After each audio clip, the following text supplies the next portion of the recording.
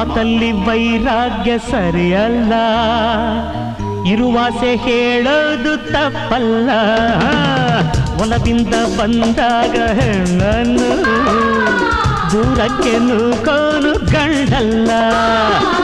ತಾನಾಗಿ ಬಂದಿದೆ ನನ್ನನ್ನು ಕಾಡಿದೆ, ಆನಂದ ನೀಡುವ ಹೊಸ ದಾರಿ ತೋರಿದೆ. ಮೈ ತುಂಬಿದ ಯೌವನ